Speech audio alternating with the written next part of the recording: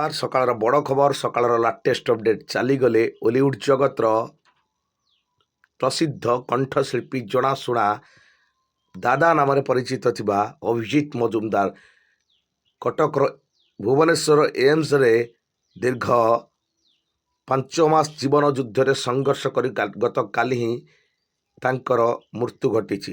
Liver cirrhosis ରୋଗରେ ଆକ୍ରାନ୍ତ ହୋଇ ଦୀର୍ଘ 5 ମାସ ହେଲା ଚିକିତ୍ସିତ ହେଉଥିଲେ। ଗତକାଲି ହିଁ ତାଙ୍କର ଶେଷ ନିଶ୍ୱାସ ଚାଲିଯାଇଛି ଏବଂ ଏହା ଫଳରେ ଅନେକ କଳାକାର କଳା ପ୍ରେମୀ ଓଲିଉଡ୍ ଜଗତର ପରିଚିତ ଲୋକମାନେ ଗତକାଲି ହିଁ ଭୁବନେଶ୍ୱର ଏମ୍ସରେ ତାଙ୍କୁ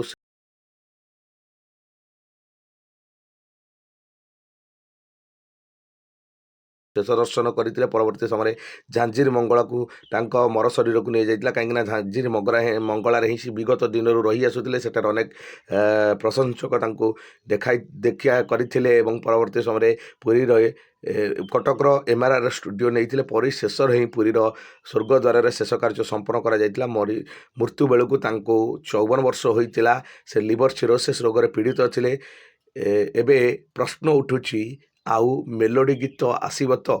ମେଲୋଡ଼ି ଗୀତରେ ଆଉ ଫ୍ୟାନ୍ସ ଫଲୋଅର ନାଚିବେ ତ? ଆଉ ଉଠିବନି ଗୋଡ଼, ଆଉ ଶୁଭିବନି ସେମିତି ରଙ୍ଗୀନ ଗୀତ, ଆଉ ଶୁଭିବନି DJ ତାଳେ ତାଳି ଗୀତ, ଆଉ ନାଚିବେନି ଫ୍ୟାନ୍ ଫଲୋଅର। ଏବେ କୋହରେ କାନ୍ଦୁଛି ଓଲିଉଡ୍ ଜଗତ। ସତେ ଯେମିତି ଓଲିଉଡ୍ ଜଗତର କାନ୍ଥ ଭୁଷୁଡ଼ି ପଡ଼ିଛି, ଛାତ ଭୁଷୁଡ଼ି ପଡ଼ିଛି। ପ୍ରଥମେ ହ୍ୟୁମାନ ସାଗର, ପରେ ଅଭିଜିତ ମଜୁମଦାର ଏବେ ଭୋ ଭୋ ହୋଇ କାନ୍ଦୁଛନ୍ତି ଓଲିଉଡ୍ ଜଗତକୁ ଭଲ ପାଉଥିବା ପ୍ରଶଂସକ। କାହିଁକି ନା ଅତି ପରିଚିତ ଭଲ ପାଉଥିବା ଦୁଇ ସିଙ୍ଗର ଚାଲିଗଲେ ଓଲିଉଡ୍ ଜଗତରେ। ଯା ସକାଳର ବଡ଼ ଖବର, ସକାଳର ଲାଟେଷ୍ଟ ଅପଡେଟ୍।